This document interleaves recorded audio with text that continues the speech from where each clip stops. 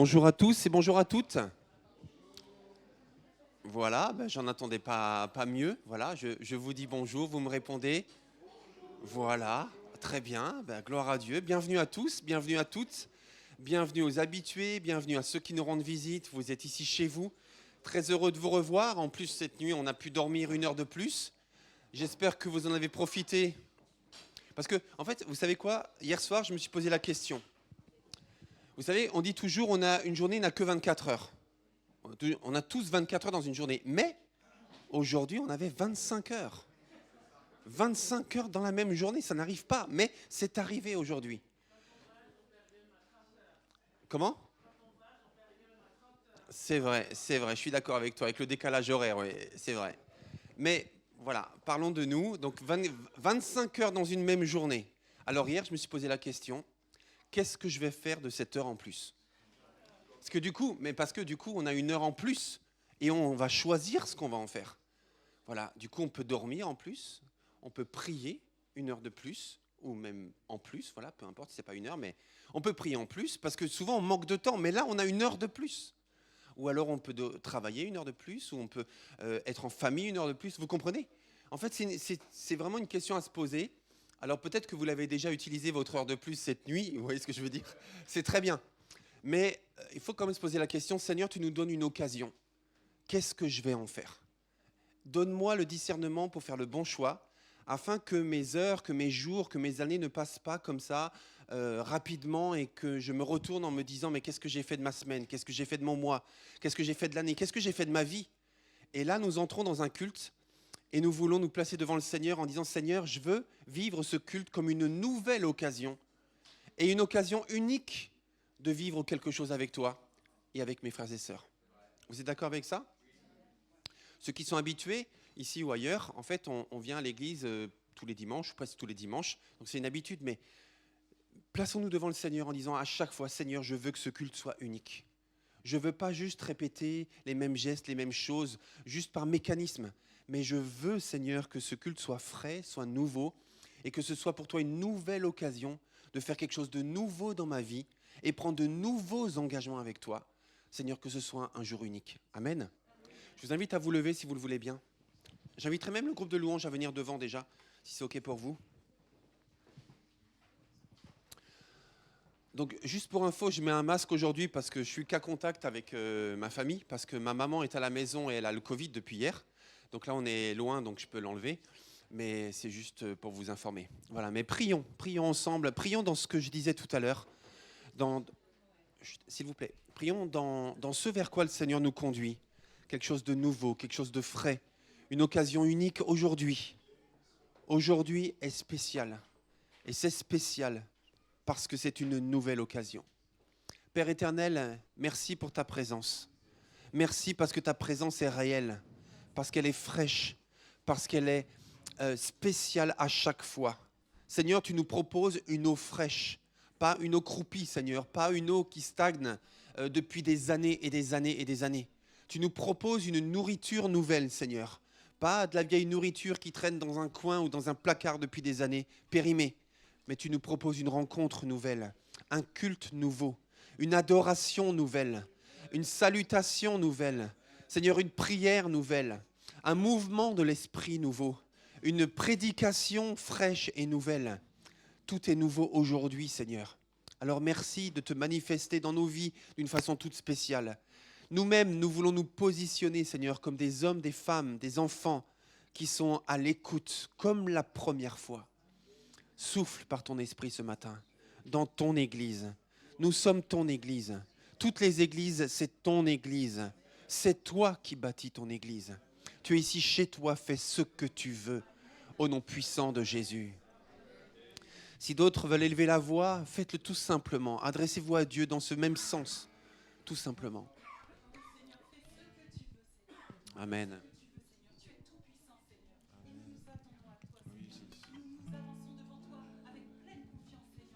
Amen, amen.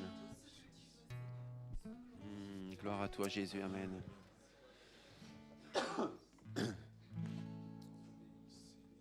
Merci, Seigneur Dieu.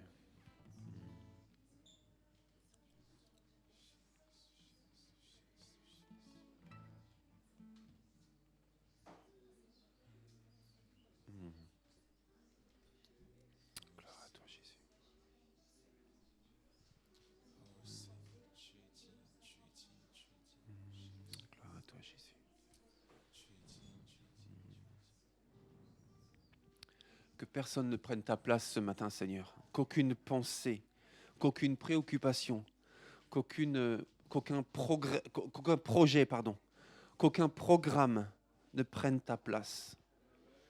Mais que tu sois l'objet même de nos pensées, l'objet de nos paroles, l'objet de nos chants, l'objet de nos silences, l'objet de notre écoute.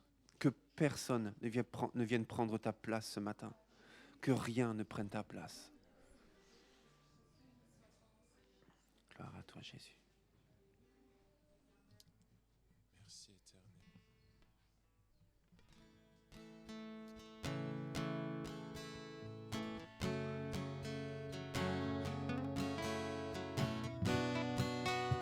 Le Seigneur a fait de nous ses amis. On va le chanter ce matin. Suis-je pour que tu sois attentif à moi quand je t'appelle? Tu m'entends? Tu m'entends? Est-il vrai que tu penses tellement à moi, que tu m'aimes? Quelle grâce! Quelle grâce! Quelle grâce! Je suis ami, je suis ami, je suis ton ami. L'ami de Dieu, il m'a choisi. Je suis ami de Dieu, je suis l'ami, je suis ton ami. Il m'a choisi. On va le redire. Qui suis-je? Qui suis-je pour que tu sois attentif à moi quand je t'appelle? Tu m'entends? Est-il vrai que tu penses tellement à moi, que tu m'aimes? Quelle grâce! Quelle grâce! Quelle grâce!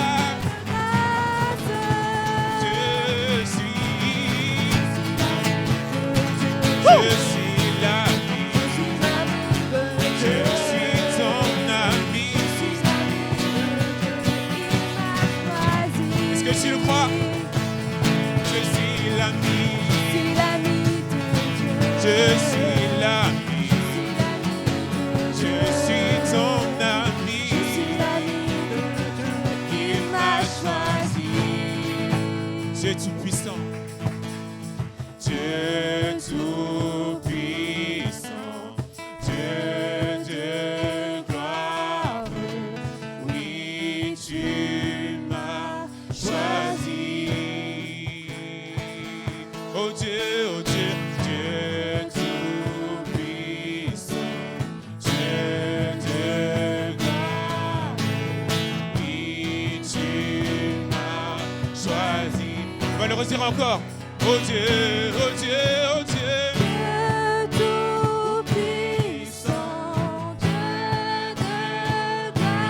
Choisi, le Dieu élevé, le Dieu tout-puissant, le Dieu de gloire m'a choisi. Dieu de gloire, oui, tu m'as choisi.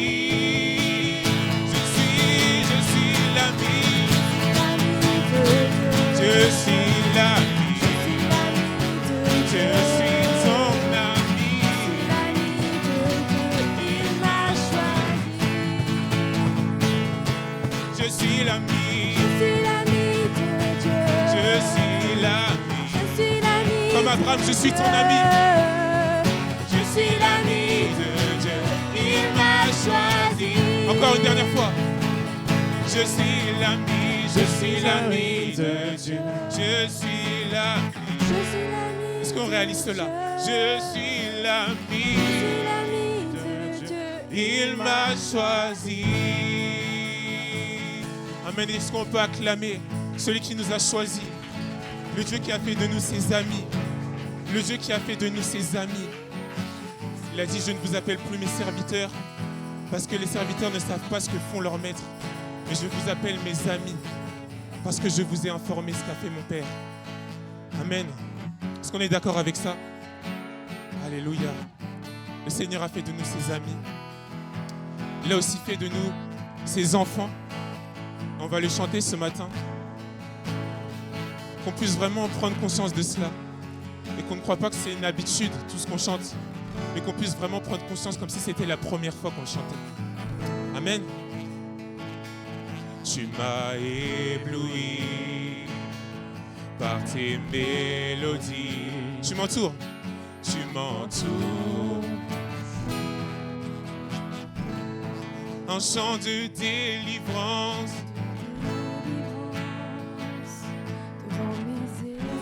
Et toutes mes craintes s'enfuient. Toutes mes craintes s'enfuient. On va le redire. Oh, tu m'as ébloui. Par tes mélodies. Tu m'entoures.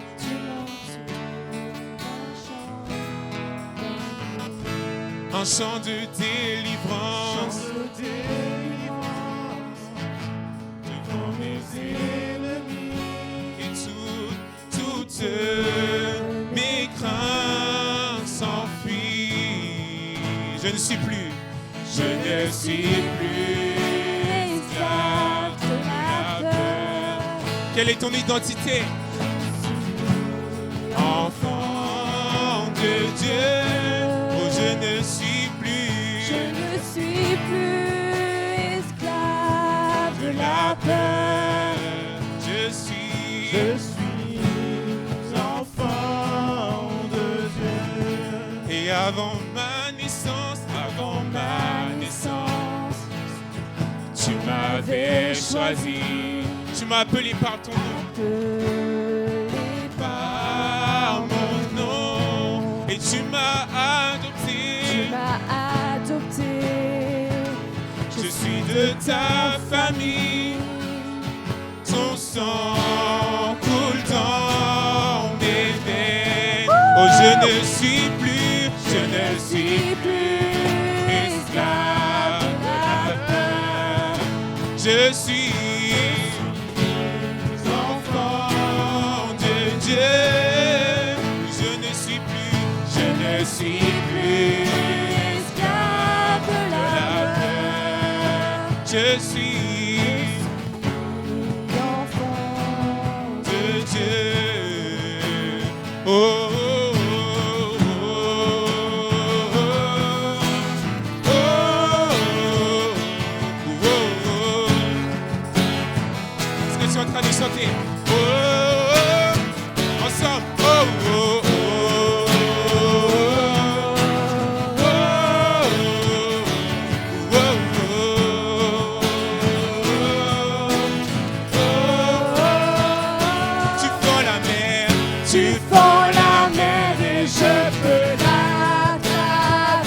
Mes peurs se noient dans ton amour. Tu m'as sauvé,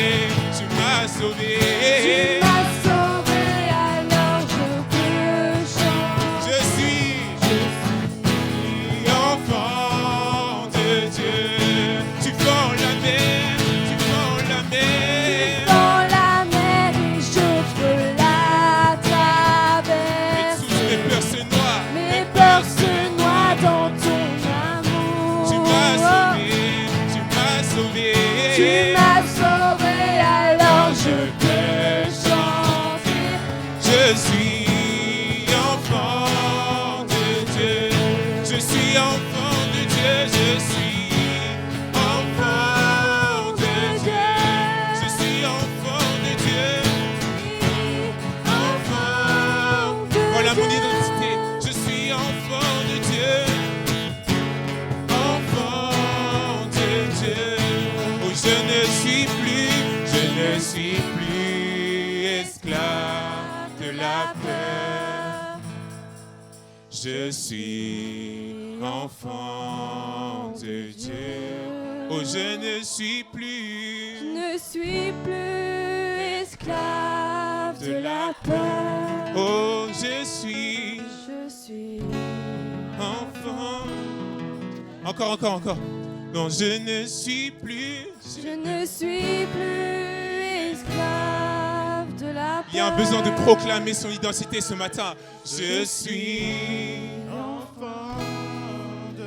Voilà ce qu'il a fait de moi. Je ne suis plus esclave de la peur. Je ne suis plus esclave de la peur. Proclamons que nous sommes enfants de Dieu. Enfants de Dieu. Oh, oh,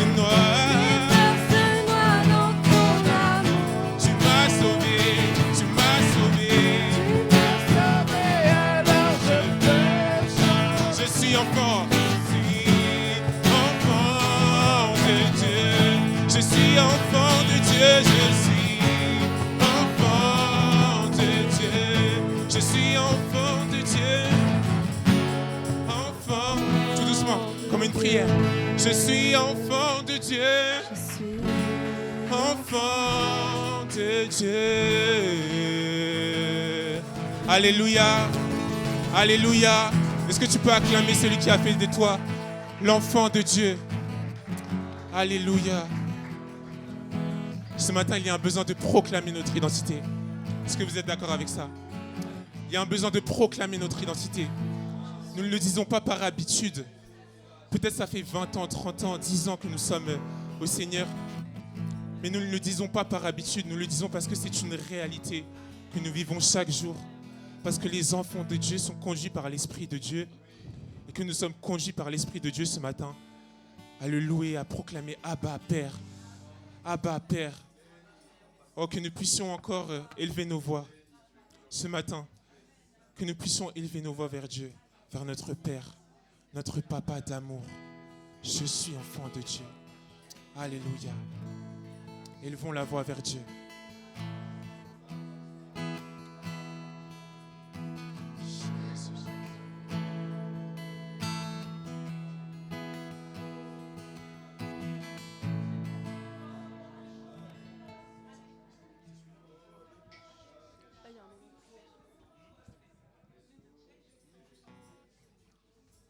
Élevons la voix vers le Seigneur, vers notre Père.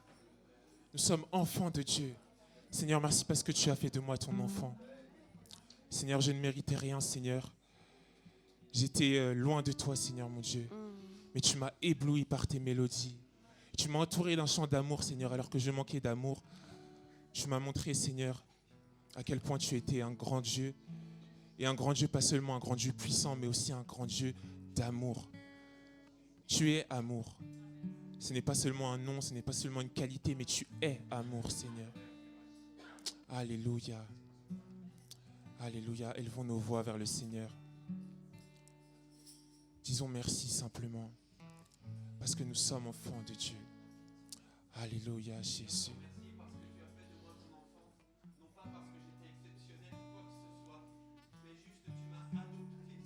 Amen, amen. Et en réalité, Seigneur, je réalise cela, j'ai juste les regards tournés vers toi que je peux appeler papa. Et je suis tellement heureux d'avoir été adopté par le roi des rois et le Seigneur des seigneurs.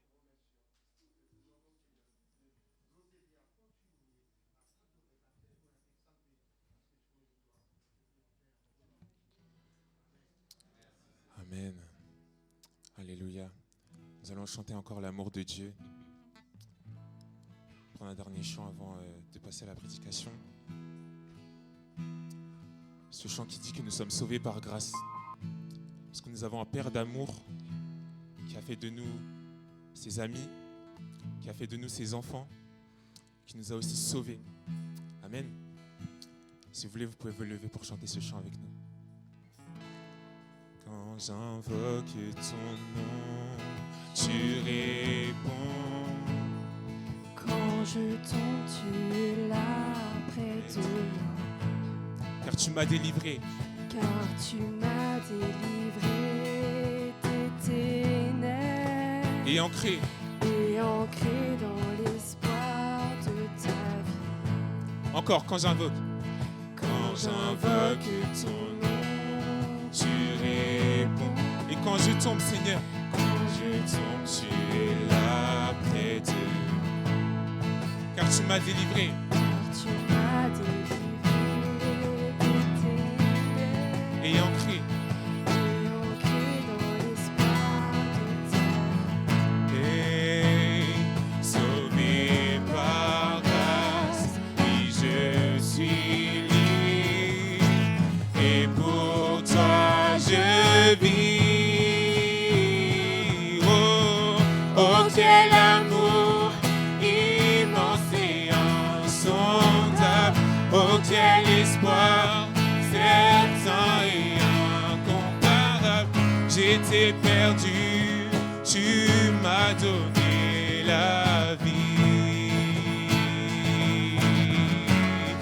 Oh, quel amour, Oh quel amour immense et insondable. oh, quel espoir. Oh quel espoir certain et incomparable. J'étais perdu, tu m'as donné la vie. Toi mon Dieu, mon rocher éternel. En tout temps, ma confiance est en toi. Je te rends gloire, honneur, je t'adore. Mon sauveur élevé dans la... On va le redire, toi mon Dieu,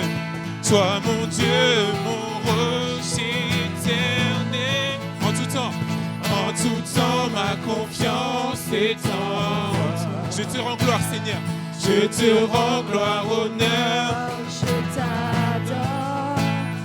Mon sauveur élevé dans la paix, sauvé par grâce, oui je suis libre. Et pour toi, je vis. Oh Quel amour immense et insondable. oh quel espoir certain et incomparable. J'étais perdu, tu m'as donné la vie. Oh, ah. Oh, quel amour, Oh quel amour immense et insondable. oh quel espoir Oh quel espoir certain et incomparable. J'étais perdu, tu m'as donné la vie.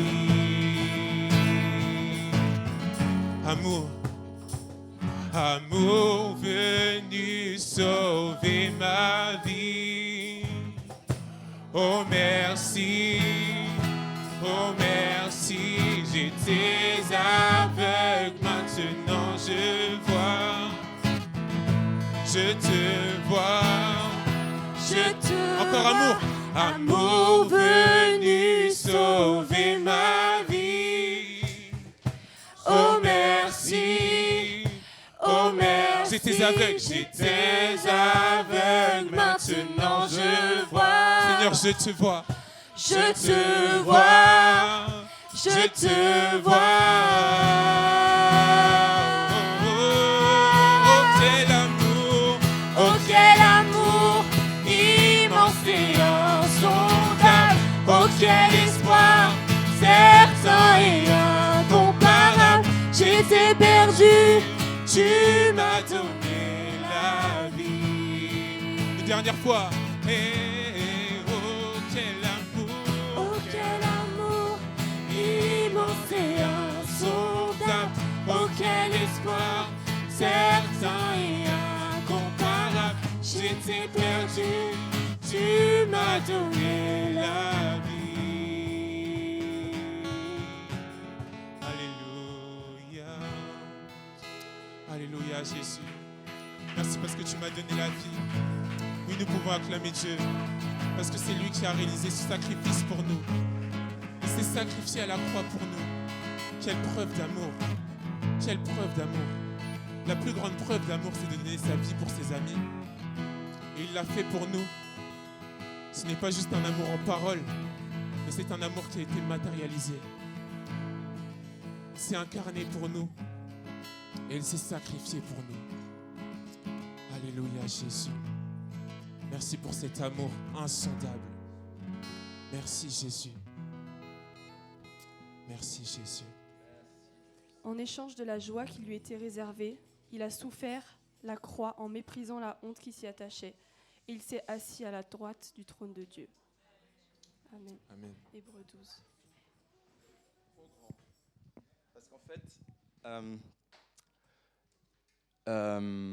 alors la télécommande, elle est où? Elle est là. Le Seigneur est trop grand parce qu'en fait, j'avais donné un thème, le thème de ma prédication à Raphaël. C'est plus pratique, à la maison c'est plus pratique. Et en fait, c'était pas ce que je vais vous prêcher ce matin. Et ce que je vais vous prêcher ce matin, c'est ce que le Seigneur a conduit qu'il soit prêché ce matin. Il faut vraiment reconnaître que le Seigneur est grand et glorieux parce qu'en fait, il ne pouvait pas savoir ce que j'allais vous prêcher ce matin. Moi-même, je ne le savais pas. Sauf si le Seigneur leur avait révélé. Et si on prend tous les chants qu'on a chantés là, ça parle d'identité. Ça parle de qui on est. On est enfant de Dieu, on est ami de Dieu. Et puis, ce n'est pas juste parler de nous, c'est de parler de Dieu, du Papa, de celui qui nous a donné notre identité. OK ? Pour nous toutes et tous, on a reçu une identité de nos parents, de l'état civil, de gens qui ont servi de parents pour nous. On a reçu une identité. Mais notre identité, elle est au ciel. Je rappelle d'ailleurs qu'on a affiché à la suite de la deuxième séance de l'école du serviteur sur le mur ici, vous avez trois feuilles où il y a un résumé, alors qui n'est pas complet, exhaustif, mais qui donne quelques aspects de l'identité. Et on va parler un peu de ça ce matin, mais on va parler du thème que vous voyez qui est écrit ici. Mais avant de le faire, je vais vous proposer qu'on reste vraiment encore un petit moment en prière, en méditation. Ok, ça vous va? Je n'ai pas entendu de nom, alors j'y vais. Merci Dieu puissant. Tu es tellement grand et glorieux. C'est toi qui conduis toutes choses, c'est certain. Tu le montres sans arrêt. Et merci de nous rendre attentifs à ce que tu fais. Tu es tellement glorieux, tellement saint. Nous te bénissons pour ce que tu dis, ce que tu vas dire, ce que tu veux dire ce matin, ce que tu as déjà dit. Parce que nous n'attendons pas le moment de ce message pour entendre ta voix parler. Tu as déjà parlé. Tu as déjà parlé dans ce lieu, tu as déjà parlé peut-être même avant que nous arrivions ici. Tu parles de multiples façons. Tu nous donnes, Saint-Esprit de Dieu, d'être attentif à ce que tu dis. À toi l'honneur et la majesté.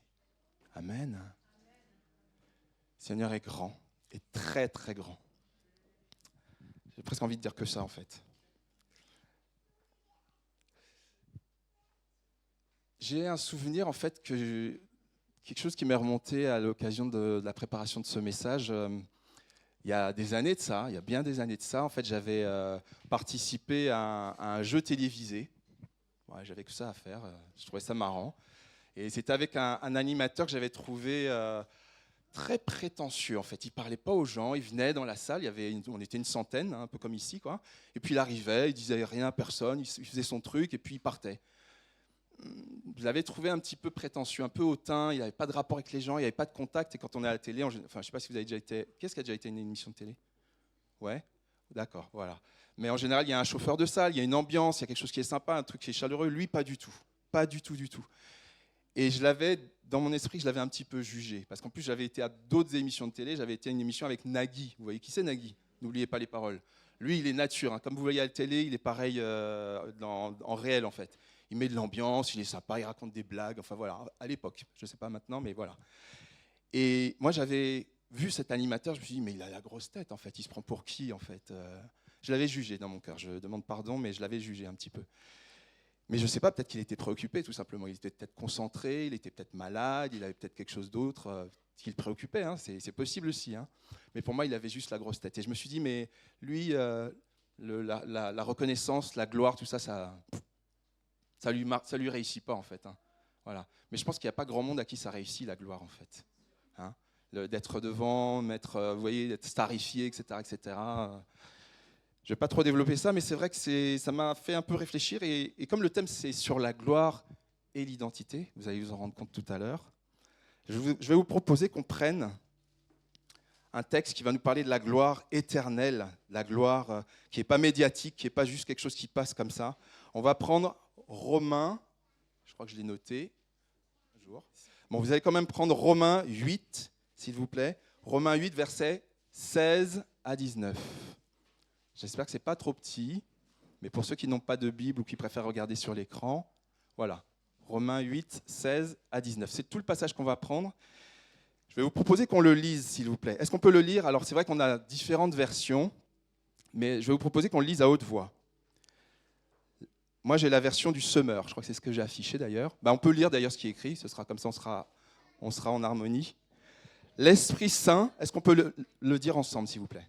L'Esprit Saint lui-même et notre esprit nous témoignent ensemble que nous sommes. Qu'est-ce qu'on vient de chanter? Je vous avais dit que le Seigneur conduit. Et ce n'était pas ça que je devais dire. Et puisque nous sommes enfants, nous sommes aussi héritiers de Dieu et donc co-héritiers du Christ, puisque nous souffrons avec lui pour avoir part à sa gloire. J'estime, ça c'est Paul qui dit, j'estime d'ailleurs qu'il n'y a aucune commune mesure entre les souffrances de la vie présente et la gloire qui va se révéler en nous. C'est en effet cette révélation des fils de Dieu que la création attend avec un ardent désir.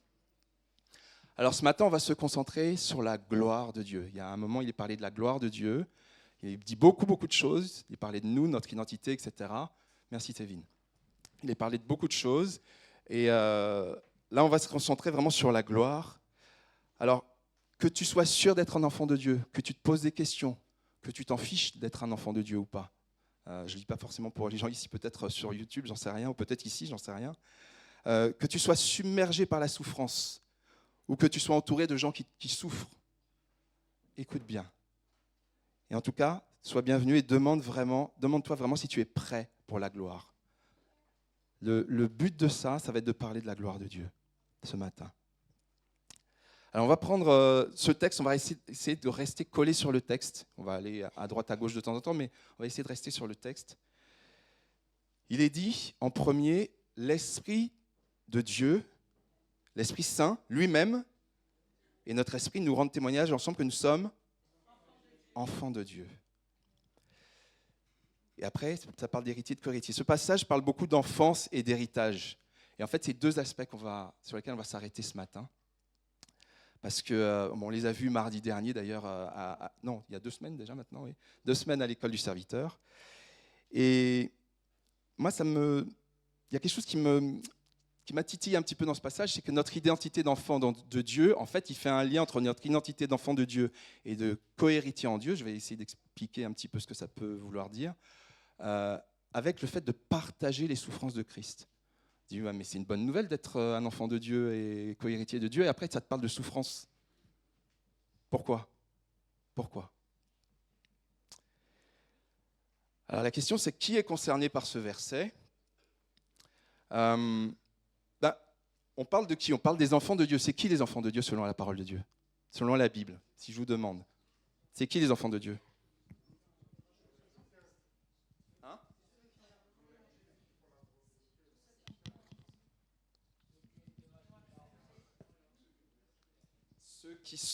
Ceux qui font la volonté de Dieu, ceux qui sont rachetés. C'est ça? Ouais. Il n'y a pas un petit verset qui parle des enfants de Dieu? Un petit verset? Non, enfin, j'avais pas pensé à celui-là. Ouais, il y en a certainement plein. Hein. Il y en a certainement plein, mais il y en a un qui est super clair qui dit à ceux qui ont reçu la lumière, à ceux qui ont reçu la parole de Dieu, il leur a donné le pouvoir de devenir enfants de Dieu. À ceux qui ont reçu. Ok ? Ça veut dire qu'on a reçu, et ce passage parle de la parole de Dieu, qui est la lumière que Dieu a envoyée aux hommes. À ceux qui ont reçu cette parole, qui est la lumière donnée aux hommes, il a donné le pouvoir de devenir enfants de Dieu. Voilà. Et c'est important de vraiment rester là-dessus, parce que ça veut dire que Dieu a envoyé une lumière, une illumination. Il a ouvert notre esprit. À un moment, ça ne nous parlait pas du tout. Et puis à un moment, la lumière s'est allumée dans notre esprit. C'est la révélation. Et dans les écrits de Paul, et on va prendre dans le même passage un tout petit peu plus haut, dans Romains 8, 14, souvent Paul, il parle et Raphaël l'a dit sans le savoir tout à l'heure, mais c'est le Saint-Esprit qui t'a poussé à dire ça tout à l'heure, que ceux qui sont fils et filles de Dieu sont conduits par l'Esprit de Dieu. Ok ? On est fils et filles de Dieu, on est enfants de Dieu. Alors je ne vais pas faire la distinction entre fils et filles et enfants. Il y en a une, mais ce n'est pas le sujet ce matin, bibliquement. Mais en tout cas, ceux qui sont conduits, toi et moi, qui sommes conduits par l'Esprit de Dieu, on est enfants de Dieu. On est fils et filles de Dieu. Parce qu'on est conduit par l'Esprit de Dieu. Parce qu'on a reçu et parce qu'on est conduit. Ça vous parle ou pas du tout ? Oui ? Non ? Ok. Vous me dites si ce n'est pas clair. Hein ? Ok. Et comme on reconnaît un arbre à ses fruits, eh bien, on reconnaît un enfant de Dieu à ceux qui se laissent diriger par l'Esprit de Dieu. Ah, vous ne me croyez pas. On va prendre Romains 8, 14. Non, j'ai vu que vous ne me croyez pas. Non, mais j'ai vu que vous ne me croyez pas. Mais on va le prendre quand même, c'est pas grave. Romains 8, 14. Alors, c'est vrai qu'il y a plusieurs traductions.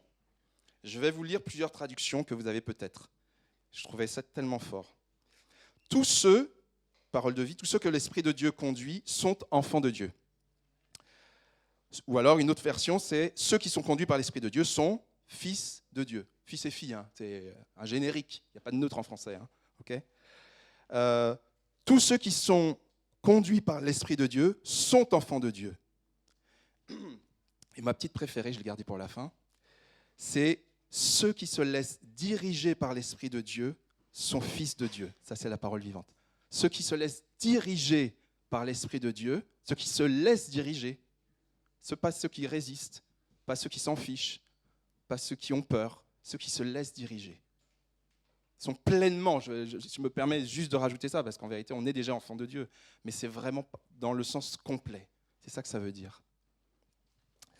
Les héritiers, c'est autre chose. Il y a des mots qui sont utilisés. Vous voyez, on parle d'héritier, de co-héritier, héritier de Dieu. Ça veut dire c'est au moment où tu réponds à l'appel de Dieu, tu acquiers son héritage. C'est-à-dire que tu bénéficies de tout ce que Jésus-Christ a remporté à la croix. Il t'a apporté la vie éternelle, il t'a apporté la victoire sur le péché, la victoire sur le mal, sur le diable, etc. Tu hérites de tout ça. Et tu as une relation avec le Saint-Esprit. Et puis l'héritage, c'est aussi son héritage au ciel, c'est la vie éternelle, c'est la communion avec Dieu, pour toujours, la communion avec l'Église. Ça, c'est un héritage. Et puis toutes les bénédictions que Dieu nous a réservées au ciel, il y en a des extraordinaires, on va regarder un petit peu plus tard, mais l'amour parfait, la paix parfaite.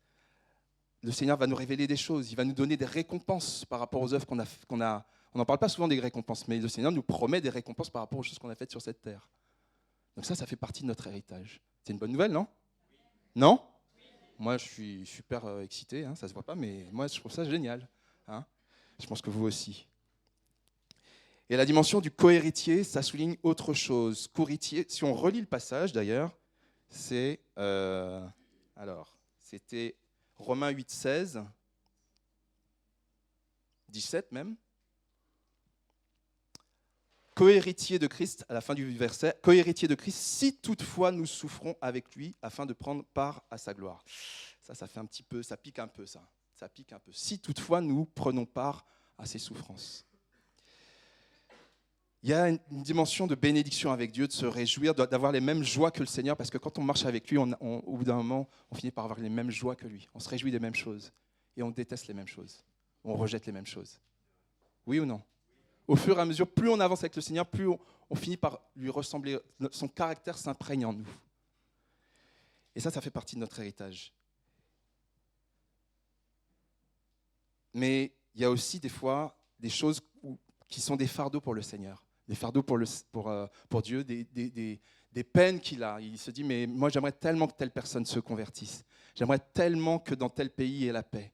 J'aimerais tellement que ceci. Il y a des fardeaux sur le cœur de Dieu. Et on porte les mêmes choses. On finit par porter les mêmes fardeaux que Dieu. Le Seigneur met ses fardeaux sur notre cœur. C'est vrai ou pas? Ok? Donc ça, c'est vraiment quelque chose qui chemine, que Dieu nous a donné, qui fait partie de notre héritage avec Dieu. Mais alors, vous allez me dire, tu vas me dire, pourquoi souffrir, quoi, en fait, hein? Pourquoi on a besoin de souffrir? Alors, les enfants de Dieu, on l'a déjà vu. Ah bah tiens, l'héritage, je vous l'ai mis ici. Ouais, c'est vrai. C'est pas mal, ça, hein? Hein? Vous prenez? Ouais? On vous l'offre. C'est offert, ça, l'héritage. Enfin, plus que ça, il y a plus que ça. Merci, Seigneur. Mais on peut se demander, mais pourquoi souffrir, en fait? Pourquoi souffrir? Parce que on a des belles choses, le Seigneur veut nous bénir, mais en même temps, le Seigneur nous dit que le partage des mêmes souffrances que Jésus, hormis la croix, il n'y a que Jésus qui ira à la croix, ça ne sert à rien d'y aller, est un passage obligé que Dieu, dans sa sagesse, a choisi pour faire atteindre sa gloire à ses enfants. Alors, on va s'arrêter un peu là-dessus. On parle depuis tout à l'heure de notre identité. On est enfant, on est fils, on est ami, on est ceci, on est cela, etc. C'est super, c'est génial, c'est une bénédiction. Ok ? On est co-héritier, on a un trésor au ciel, même un petit peu sur la terre, parce qu'on a déjà l'Église, on a déjà des bénédictions. Le Seigneur fait déjà des choses dans notre vie. On a le Saint-Esprit, on a déjà beaucoup de choses déjà sur cette terre. Mais le Seigneur nous dit que, hormis la croix, c'est le passage, hein, c'est ce qu'on vient de lire dans Romains 8, le partage des mêmes souffrances que Jésus est un passage obligé que Dieu a décidé pour nous faire participer à sa gloire. Alors dit comme ça fait peur. Hein. Je suis d'accord. Dit comme ça fait peur. Mais Dieu voit beaucoup plus loin que ça. C'est juste un passage. Alors, je parle de la gloire depuis tout à l'heure. Là, je vais juste m'arrêter un petit peu parce que je parle de la gloire, mais je ne sais pas si on est au clair tous. On met tous la même chose derrière la gloire. Pour vous, la gloire, c'est quoi? La gloire de Dieu. Je ne parle pas de la gloire de l'animateur dont je parlais tout à l'heure. La gloire de Dieu, c'est quoi?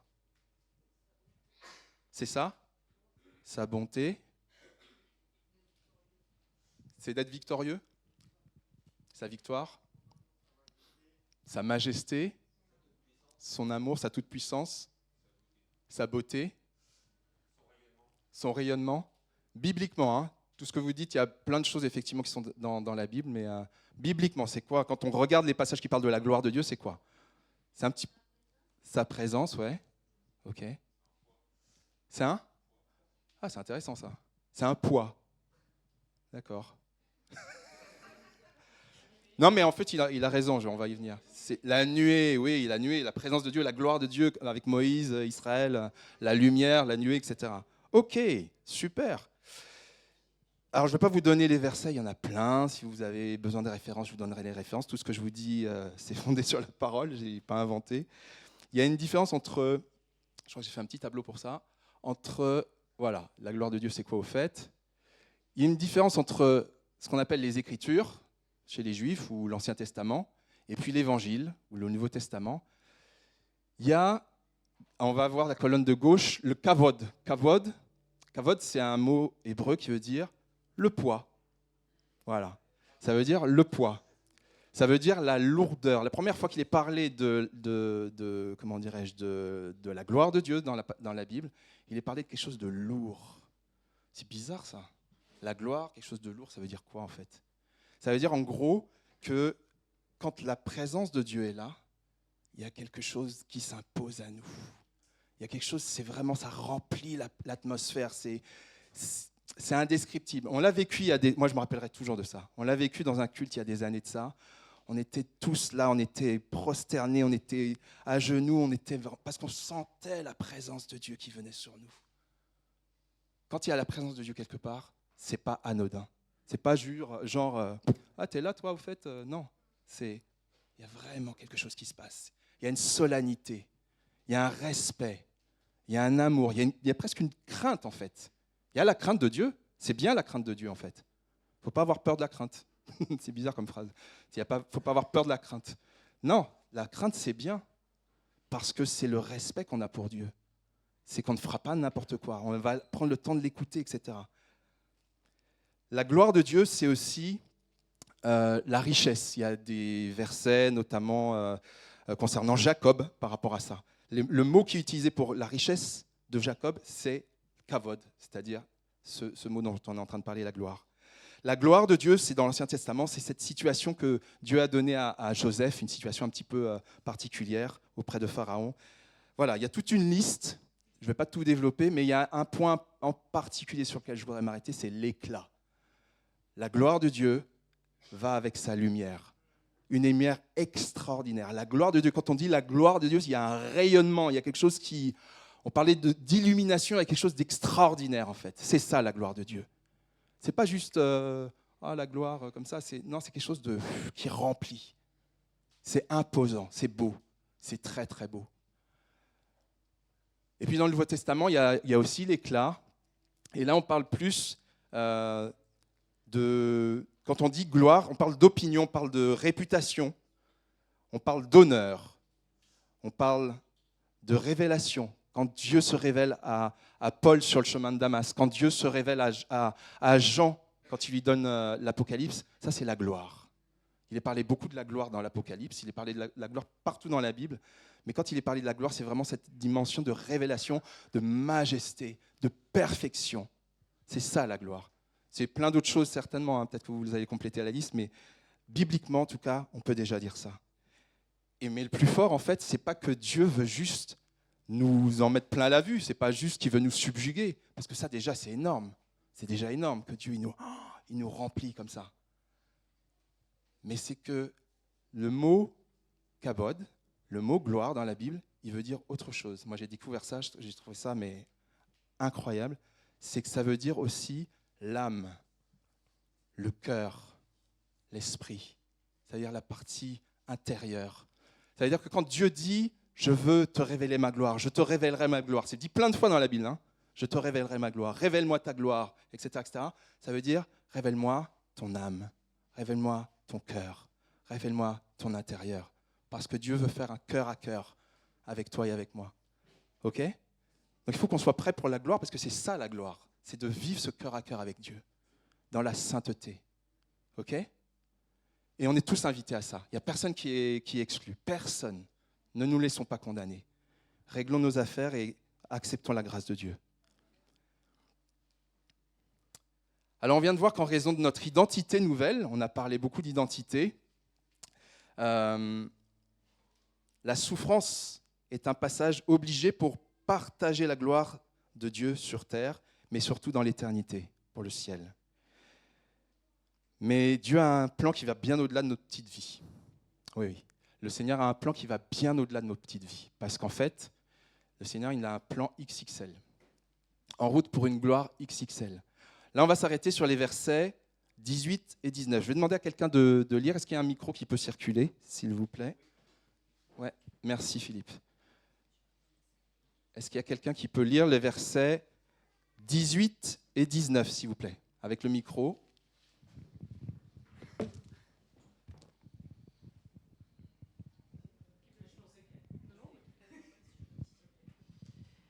J'estime d'ailleurs qu'il n'y a aucune commune mesure entre la souffrance de la vie présente et la gloire qui va se révéler en nous.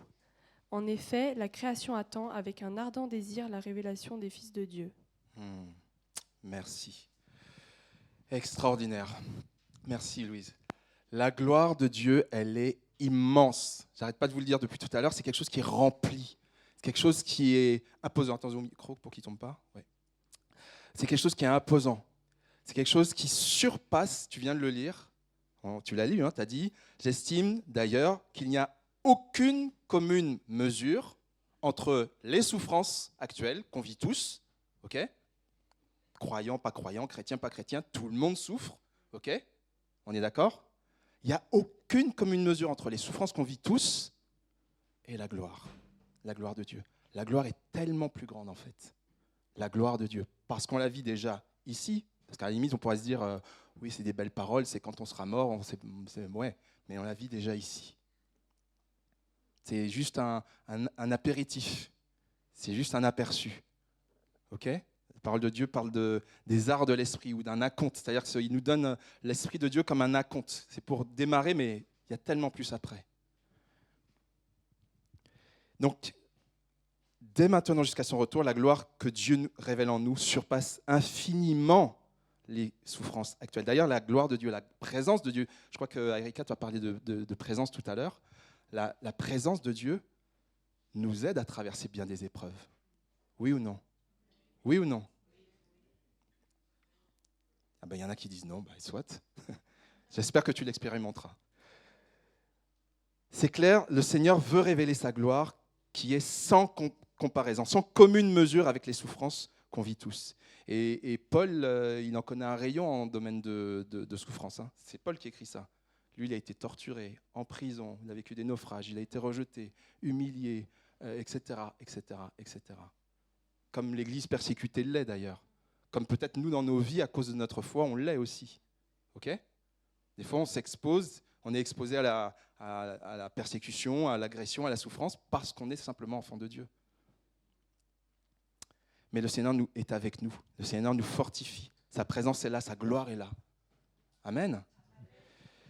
Alors, on va prendre un petit peu de hauteur. Je vais juste évoquer... Non, je verrai plus tard. Je veux vraiment qu'on avance sur un autre point. C'est vraiment... je crois que j'ai une diapo là-dessus. Ouais, voilà, c'est ça.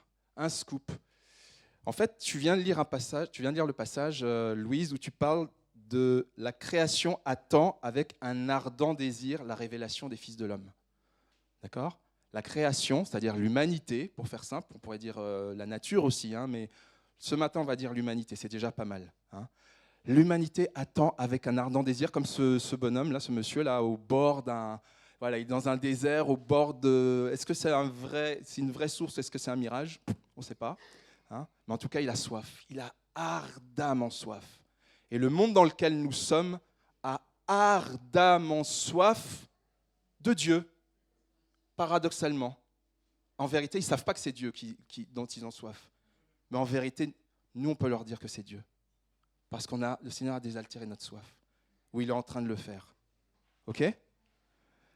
Ce qui est extraordinaire, c'est que les gens ne sont pas conscients, les gens autour de nous, les gens pour qui on prie, les gens qu'on aime, les gens qu'on aimerait tellement voir se tourner vers Jésus, accepter Christ, ils aspirent à quelque chose de profond. Il y a une aspiration profonde dedans. Il y a un passage d'ailleurs, je crois que c'est... Où est-ce que c'est déjà? Je l'avais noté quelque part. Non, c'est autre chose. Aïe, je vais le retrouver. Dieu a mis en nous la pensée de l'éternité. Ça, c'est une chose. Mais il y a une citation, vous allez peut-être le dire avec moi, une citation de Blaise Pascal, qui a vécu il y a quelques siècles. Il y a dans le cœur de l'homme un vide en forme de Dieu. Vous avez déjà entendu ça? Vous avez déjà entendu cette phrase-là? Il y a dans le cœur de tout homme, ce n'est pas juste les chrétiens, de tout homme, toute femme, tout enfant, tout ce que tu veux, ok, un vide en forme de Dieu. Ça veut dire qu'il y a une aspiration, il y a une soif en tout homme, toute femme, tout enfant, tout ce que tu veux, ok? Et ça, c'est vraiment, il faut vraiment qu'on garde ça dans notre cœur, vraiment qu'on, comment dirais-je, qu'on réalise que, je vais dire une évidence, hein, je vais défoncer une porte ouverte, mais tous les hommes ont un esprit. Tous les hommes ont un esprit. Il n'y a pas que les chrétiens qui ont un esprit. Puisque Dieu nous a tous créés, esprit, âme et corps. D'accord ? Sauf que dans un cas, et selon la parole de Dieu, selon ma petite expérience, selon ce qu'on a tous vu aussi, je pense, dans un cas, quelqu'un qui ne connaît pas Dieu, qui n'a pas reçu Christ, son esprit, c'est comme s'il était endormi, comme s'il était éteint. C'est comme si, ou alors il est ouvert, mais à des choses totalement inverses. Ok ? Mais ouvert à la mort. Alors que dans l'autre cas, quand tu as accepté Christ, ben ça veut dire que ton esprit, il est ouvert à la vie. Il est ouvert à quelque chose, voilà, qui, ça y est, c'est allumé, c'est vivant. Ok ? Tout être humain a un esprit. Tout être humain a cette aspiration profonde. Et d'ailleurs, je vais vous poser 2-3 questions, mais à votre avis, quand vous regardez autour de vous, dans la société, etc., quels sont les types de personnes qui manifestement ont soif de Dieu? ou une soif spirituelle en tout cas. Qui sont autour de vous les gens qui manifestement ont une soif spirituelle?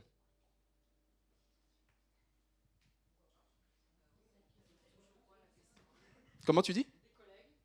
Des collègues, des amis qui ont une soif spirituelle. C'est pas forcément orienté vers Dieu, mais ils ont une soif spirituelle. Ouais. Tu peux préciser quel type de soif ils ont? Ils ont peut-être une pratique ou... Ouais. Comment?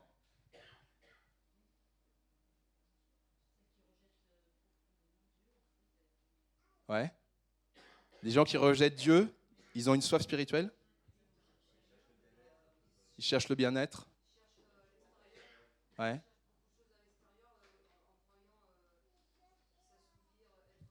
Ouais. Hmm. Hmm. Mhm. Mhm.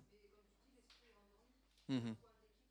Mhm. Et ça, c'est l'Esprit de Dieu qui peut le faire. C'est le Saint-Esprit qui convainc, ça c'est sûr.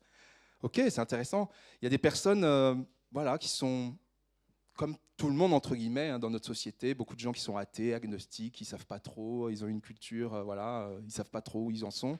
Mais ils sentent qu'il y a un truc qui manque quand même, quoi. Ils se disent, enfin, la vie, c'est pas que ça, quoi. Hein? Ou alors des gens qui sont très militants dans des causes, qui portent des causes, parce que pour eux, ça fait du sens, parce qu'ils savent très bien qu'il n'y a pas que le quotidien, etc. Il faut porter une cause, il faut vivre, voilà, que ce soit la nature, que ce soit les enfants, que ce soit ce que tu veux, etc. Il y a des gens, ils ont cette soif spirituelle. On peut dire qu'ils ont une soif spirituelle parce que ils sont croyants, mais ils croient autre chose que nous, tout simplement. Ils ont une soif spirituelle. Ils n'appellent pas Dieu comme nous, ils ne s'adressent pas à Dieu comme nous, mais ils ont une soif spirituelle. Ou ils ont ils sont dans des mouvements de pensée philosophiques, etc. Ou alors ils estiment qu'il y a des choses qui sont vraiment au-dessus des autres, qui sont vraiment sacrées. On ne touche pas à ça. On ne touche pas aux enfants. Okay? On ne touche pas à la nature. On ne touche pas à ceci, on ne touche pas à cela. Parce que pour eux, c'est sacré. On peut dire qu'ils ont une soif spirituelle. Sauf que le seul qui peut satisfaire totalement cette soif, c'est Jésus. C'est Dieu lui-même. Et ils ne le savent pas. Donc il y a de l'espoir, parce qu'il y en a plein des gens comme ça autour de nous. Que le Seigneur vraiment nous conduise dans nos prières, dans notre façon d'être avec les uns et les autres. Ne pas juger, mais vraiment réaliser que cette soif-là, elle est mal orientée. Mais c'est comme nous avant, hein. Plusieurs d'entre nous, on était mal orientés. C'est le Seigneur qui nous a parlé, qui nous a convaincus. Voilà. Donc j'imagine qu'il y a des gens comme ça autour de vous, dans votre voisinage, et la question qu'on peut se poser, mais je ne vous la pose pas là maintenant, c'est qu'est-ce qu'on fait pour eux? Qu'est-ce qu'on fait pour ces personnes qui ont soif de Dieu et qui ne savent pas que c'est de Dieu qu'ils ont besoin? Est-ce qu'on les écoute? J'imagine oui. Est-ce qu'on prie pour elles? J'imagine oui. Est-ce qu'on les visite? J'imagine oui. Est-ce qu'on passe du temps avec elles? J'espère oui. Etc., etc. Il y a plein de choses qu'on peut faire. Est-ce qu'on leur témoigne de ce que Jésus-Christ a fait dans notre vie? Et ce qu'il fait dans la vie d'autres personnes?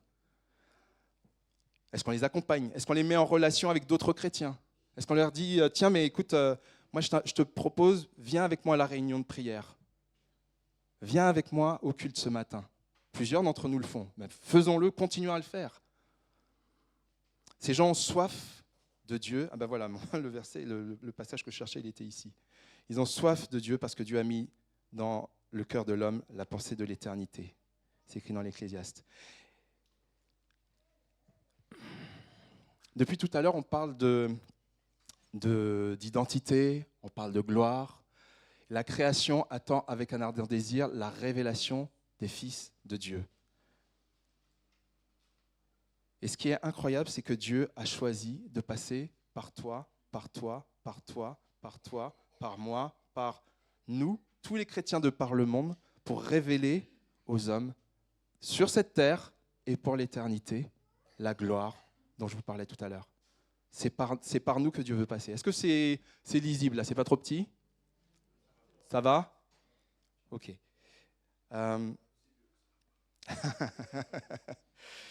Ce qui est incroyable, c'est que le Seigneur a choisi des choses... Excusez-moi, hein, je me mets dedans. Hein.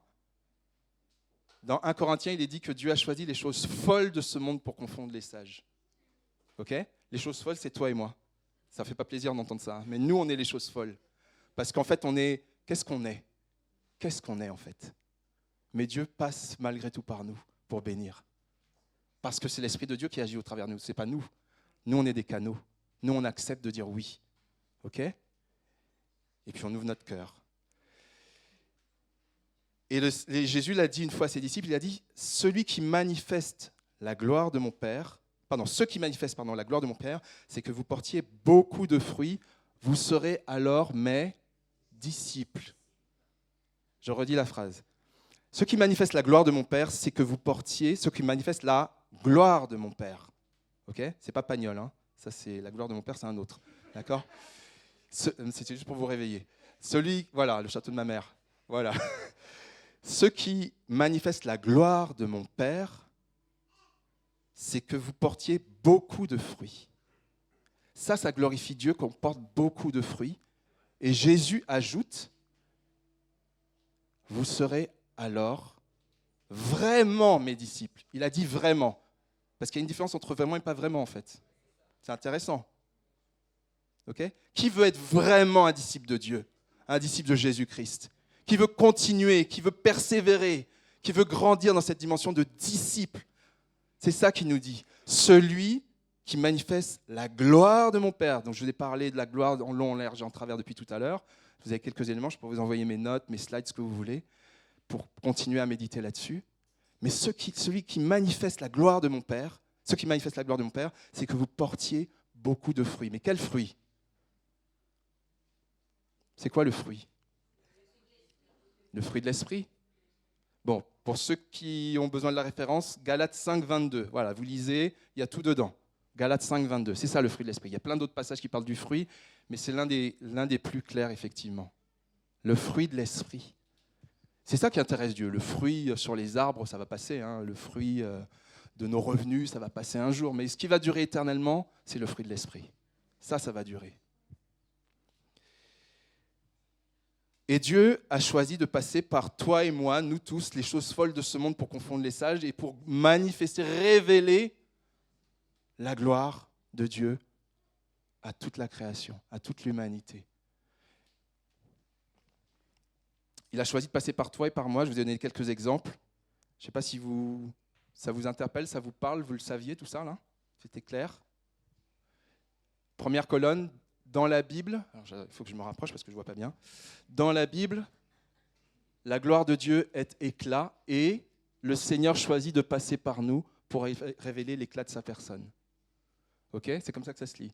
Dans la Bible, la gloire de Dieu est, on a dit, pesant, c'est quelque chose de lourd, et le Seigneur choisit de passer par nous pour révéler le poids de sa présence, le poids de la vérité.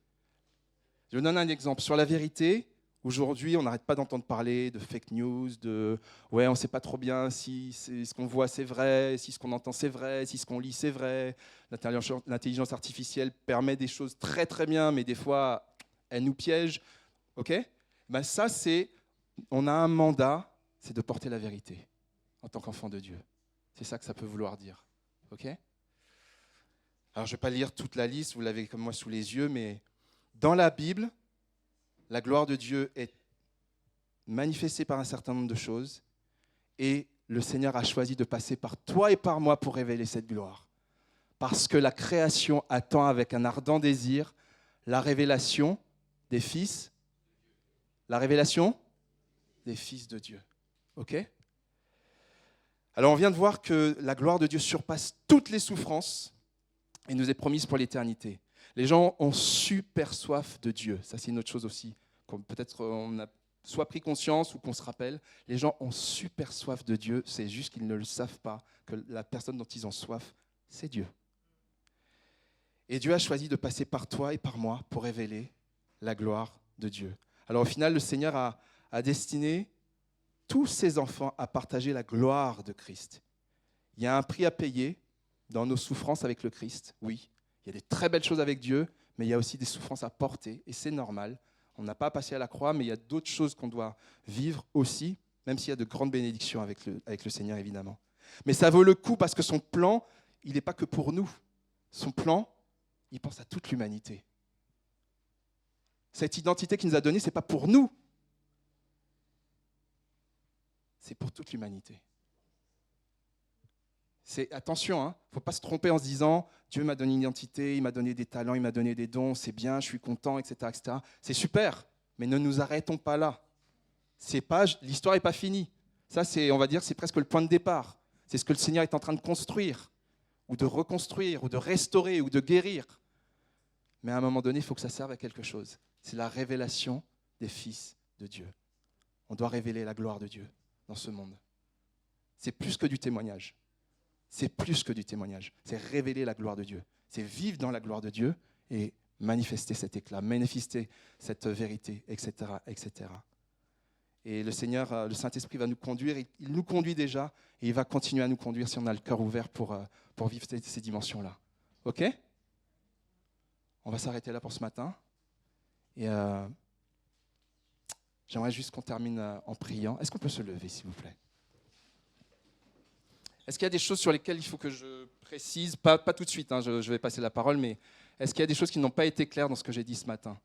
Dites-moi. Il n'y a pas de problème. Vous avez le droit, hein ? OK. Bon, tout était clair, merci Seigneur. Dieu merveilleux. Tu sais pourquoi toute chose est dite. Tu sais pourquoi toute chose est faite. Tu nous parles sur notre identité, Seigneur Dieu puissant, et nous en avons besoin. Ton Église a besoin de savoir qui elle est à tes yeux, selon ton plan, parce que tu as un plan d'amour. Non seulement pour nous guérir, pour nous restaurer, pour nous relever, pour allumer notre esprit, mais aussi pour bénir cette création qui attend la révélation des fils de l'homme, des fils de Dieu, des fils et des filles de Dieu. Elle attend avec un ardent désir, elle a soif, elle est assoiffée. Et elle se trompe, et elle est piégée par le diable. Mais Seigneur Dieu Tout-Puissant, je te rends grâce et gloire parce que tu es un Dieu de vérité. Tu vas agir au travers de nous, tu l'as fait déjà. Et je te rends grâce et gloire vraiment de décupler ce que tu fais déjà dans ton Église. Souffle sur ton Église, Seigneur Dieu Saint. Souffle sur ton Église, Seigneur. Souffle sur nous, afin que, Seigneur Dieu Tout-Puissant, nous puissions vraiment révéler ta gloire, vivre dans ta gloire, réaliser la profondeur de ta gloire et la révéler autour de nous. Et la révéler dans toute sa beauté, dans toute sa diversité. Tu es beau, tu es admirable, tu es glorieux, Seigneur. Nous t'adorons, nous te contemplons. Nous voulons faire comme Moïse, Seigneur mon Dieu, passer du temps avec toi. Et quand peut-être le monde va nous voir, il va voir un rayonnement, il va voir quelque chose que spirituellement on peut voir. Nous avons besoin de ça. Nous avons besoin de toi. Glorifie ton nom, Seigneur. Sois sanctifié, sois vraiment béni. Et merci pour ce que tu fais, pour chacune et chacun. À toi la gloire dans le nom de Jésus, Père Saint. Amen. Amen.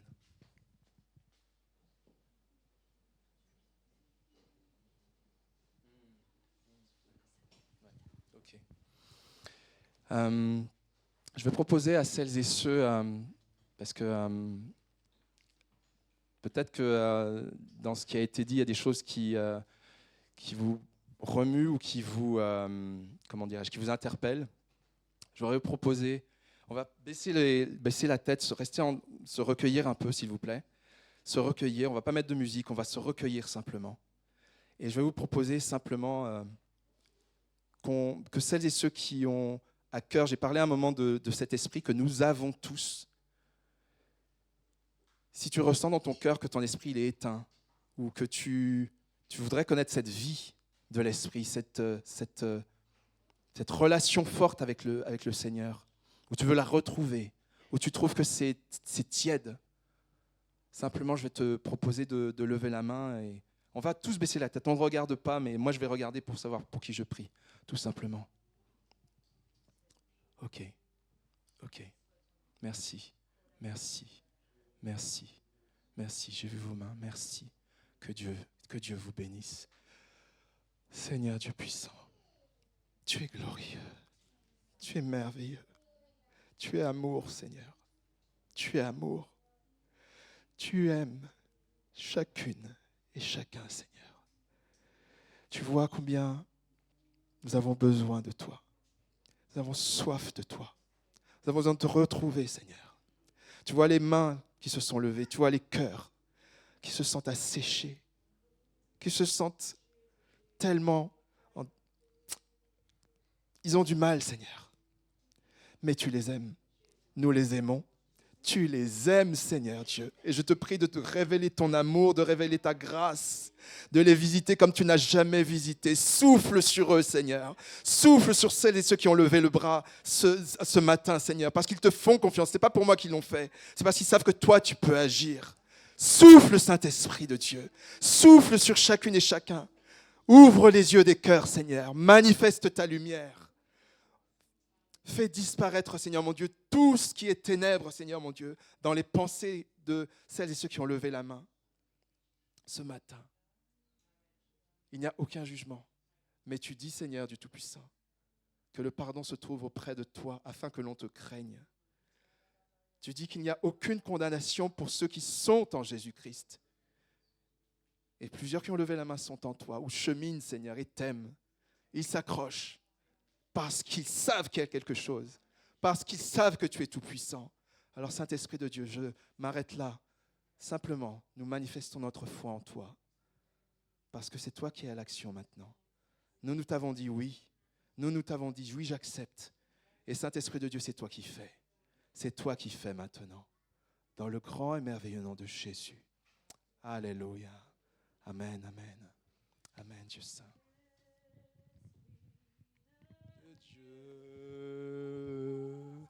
Montre-moi Jésus.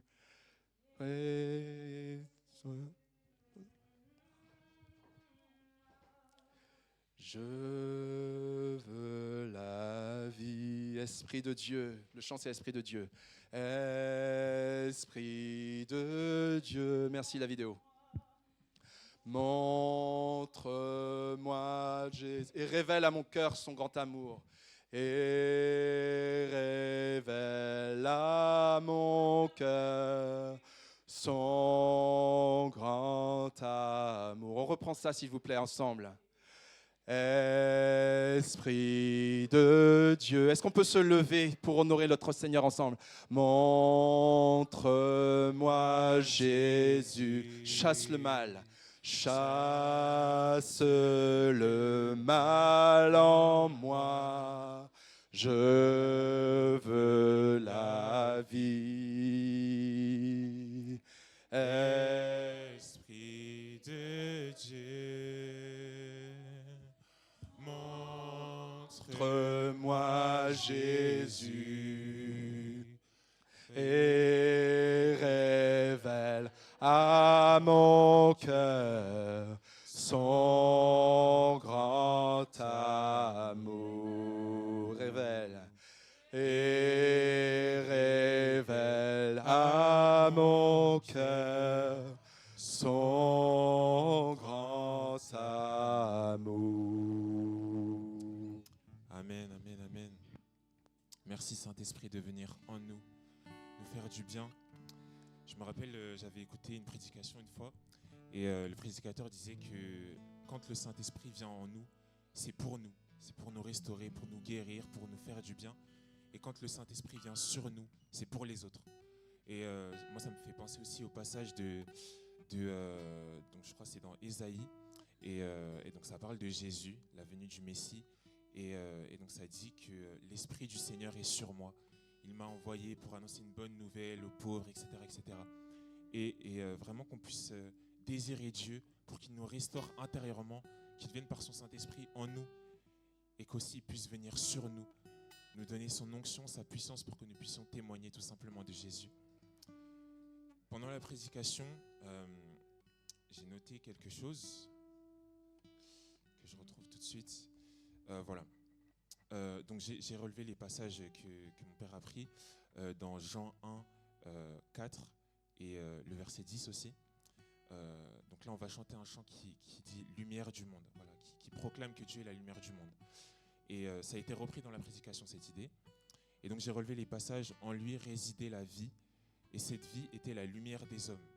Là, on parle de Jésus. « Celui qui est la parole était déjà dans le monde, puisque Dieu a créé le monde par lui, et pourtant le monde ne l'a pas reconnu. » Donc le monde n'a pas reconnu la lumière qu'était Jésus. Mais nous, qui sommes ses enfants, nous avons reconnu cette lumière. Et parce que nous avons reconnu cette lumière, nous sommes devenus enfants de Dieu. Et donc voilà, le chant qu'on prend justement parle de cela.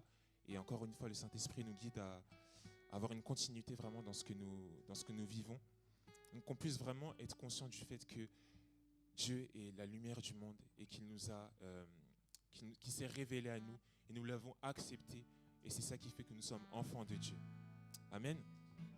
Alors on y va.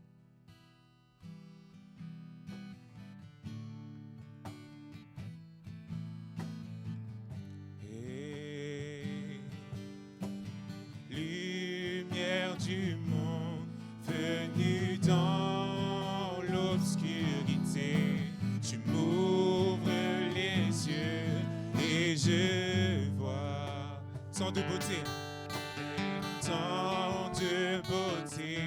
que mon cœur ému t'adore. Je sais que ma vie est en... Encore, on va redire. Oh, lumière du monde, venue dans l'obscurité, tu m'ouvres les yeux et je vois autant de beauté que mon cœur ému t'adore. Je sais que ma vie est en toi. Me voici pour louer, me voici à tes pieds, me voici pour dire tu es mon Dieu, car tout en toi est beauté, tout en toi est grandeur, tout en toi est merveilleux pour et me voici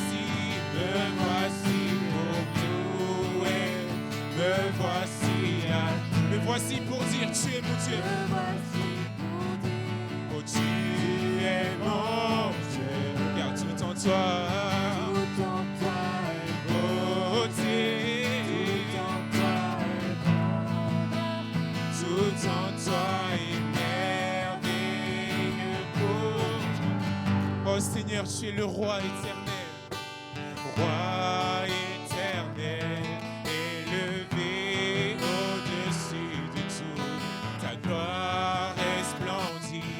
Dans le ciel. Et pour nous, tu es venu, Jésus. Tu es venu humblement sur cette terre. Tu t'es donné par au roi, au roi, au roi éternel, élevé au-dessus ta gloire.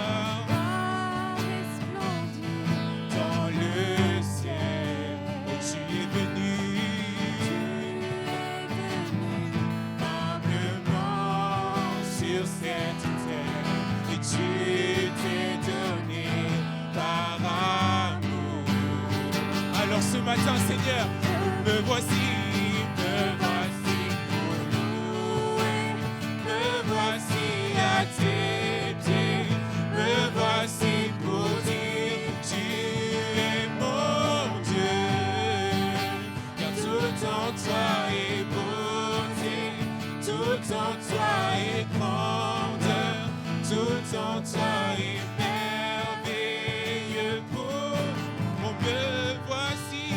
Me voici pour louer, me voici à tes pieds, me voici pour dire tu es mon Dieu, car tout en toi est beauté, tout en toi est grandeur, tout en toi est pour moi. Je ne pourrais imaginer le prix payé pour moi. Oh non, non, non, non, non, je ne pourrais imaginer le prix payé pour moi. Oh non, je ne pourrais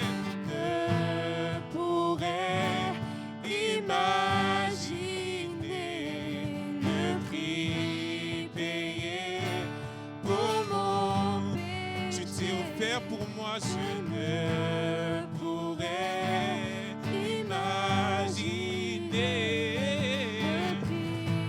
payer pour mon péché.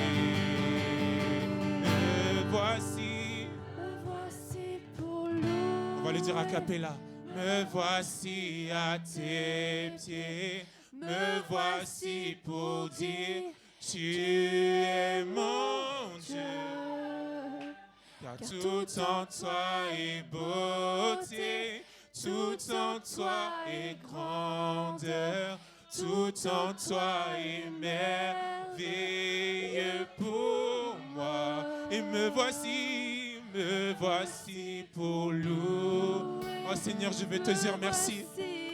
Oh Seigneur, ce matin, je me rends compte de ton sacrifice et à quel point tu m'as gracié, Seigneur. Je ne méritais rien, Seigneur. Tout en toi est beauté, tout en toi est grandeur, tout en toi est merveilleux pour moi.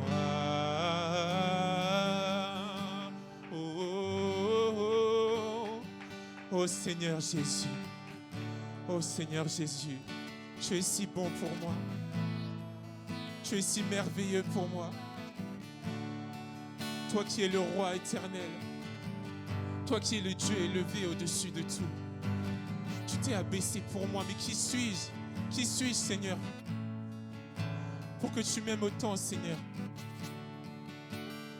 Est-ce qu'on peut rechanter Roi éternel? Hey, Roi éternel, élevé au-dessus de tout. Ta gloire resplendit dans le ciel. Tu es venu humblement sur cette terre. Oh, tu t'es donné par... Et on va rechanter. Oh, lumière du monde, venue dans l'obscurité. Tu m'ouvres les yeux et je vois ta gloire, je vois tant de beauté que mon cœur ému t'adore. Je sais que ma vie est en toi. Et me voici pour louer, me voici à tes pieds.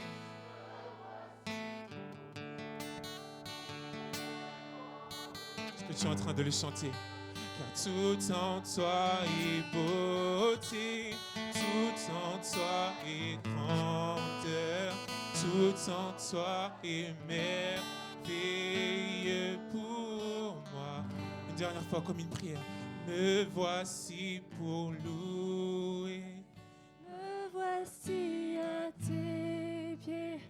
Me voici pour dire Tu es mon Dieu. Car tout en toi est beauté, tout en toi est grandeur, tout en toi est merveilleux pour moi.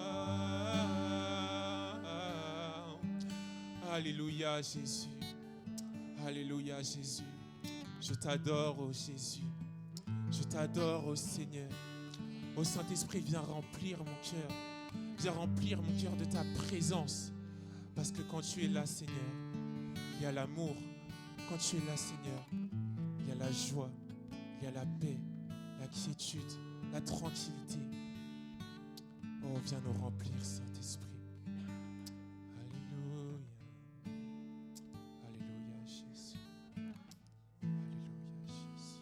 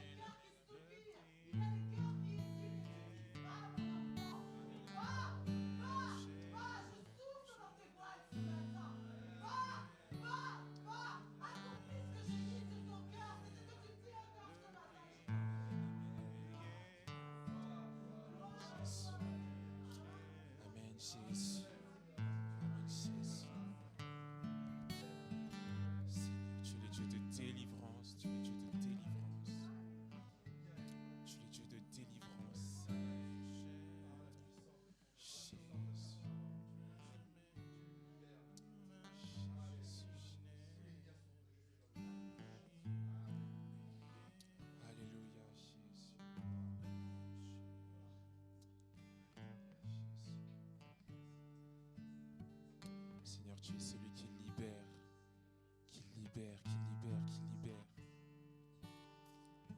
Tu es le Dieu de libération, de délivrance.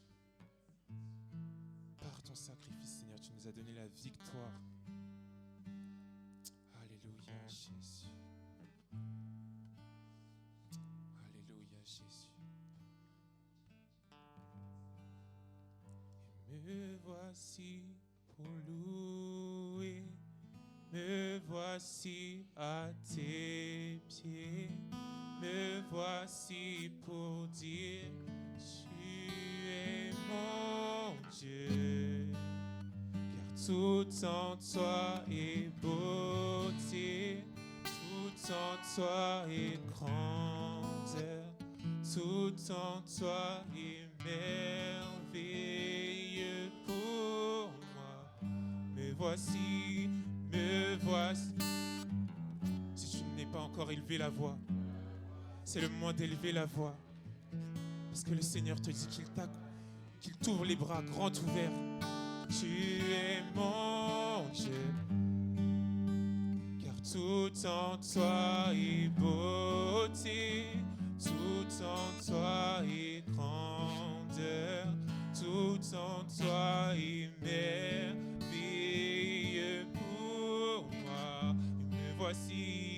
Me voici pour louer, me voici à tes pieds, me voici pour dire, tu es mon Dieu.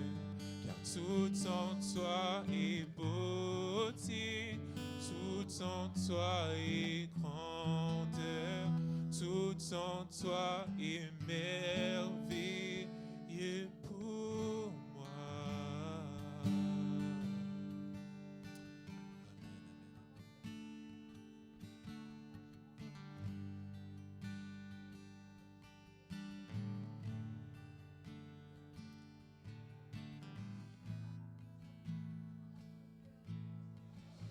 Amen.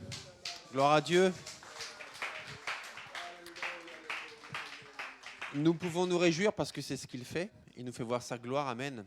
Mes frères et sœurs, j'aimerais vraiment qu'on continue dans les semaines, dans les mois à venir à cultiver ce zèle que nous avons. Cultivons ce zèle. Mes frères et sœurs, nous nous réunissons pour aller plus loin avec Dieu. J'aimerais vraiment aussi m'adresser à ceux peut-être qui sont un peu retenus, gênés, je ne sais pas, observateurs de ce qui se passe. Rejoignez le mouvement. Rejoignez le mouvement de l'Esprit. Rejoignez ce que Dieu fait. Rejoignez ce que Dieu nous montre. C'est normal de se réunir pour être plus zélé. C'est normal de se réunir pour avoir plus faim de Dieu. C'est normal de se réunir pour être plus près de Dieu. C'est pour ça que nous sommes l'Église. C'est normal de se réunir pour être plus mature avec Dieu. C'est pour ça qu'on se réunit. Donc vraiment, venons et vivons chaque jour comme une nouvelle opportunité de nous approfondir et de grandir en Dieu. Que personne ne soit observateur, que personne ne soit simplement distant et se dise « Ok, je suis là, ok ». Mais vraiment, donnons tout et vivons tout ce que le Seigneur nous demande et nous donne de vivre. Amen. Amen. Amen. Seigneur, fais-moi voir ta gloire. Et il le fait. Et ce matin, il nous parlait de quitter le quai, pour aller en pleine mer et d'aller là où Dieu nous envoie. Et c'est le moment de ne plus attendre, en fait. C'est le moment d'y aller, tout simplement. Il y a des choses que le Seigneur a mis sur ton cœur. Il y a des choses parfois très simples, il y a des choses parfois très grandes, peu importe ce que c'est. Mais c'est le moment d'y aller, tout simplement. C'est plus le moment de se poser 1000 questions et de se retenir, mais c'est le moment d'y aller, tout simplement. Alors prenons vraiment cette parole de Dieu au sérieux que nous avons reçue ce matin dans la prière. C'est le moment d'y aller et de nous laisser conduire par l'Esprit. Pas seulement par nos raisonnements. Nos raisonnements sont bons. Il ne s'agit pas de les neutraliser ou bien de les éviter. Ils sont bons, mais soumettons-les à l'Esprit. Soumettons-les à l'Esprit. Et toi et moi, nous savons de quoi l'Esprit nous parle ce matin. Allons-y, allons-y. Nous vivons depuis quelques semaines l'école du serviteur. Le but de l'école du serviteur, c'est maintenant de revenir au pied de Jésus et d'avoir un cœur comme le sien. Et plusieurs fois, nous avons eu des thèmes de prédication, c'est ton cœur qu'il veut. Tout le reste suivra, c'est ton cœur qu'il veut.